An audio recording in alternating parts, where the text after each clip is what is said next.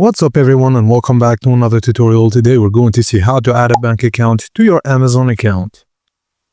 First thing first, open the Amazon app or website on your device and sign into your account. Tap or click the Portfolio or Profile tab, then select your account. From the account menu, choose your payments to manage your payment methods. Now click a payment method and select Add a personal checking account. Enter your bank account information such as routing number and account number, then click Add this checking account to save and confirm your bank details. Make sure your bank details are entered correctly and Amazon may verify your bank account before you can use it. Bank accounts can be used for eligible payments and refunds. So, that's it guys, as simple as that. Thank you for watching and please don't forget to like and subscribe for more tips and tricks like this.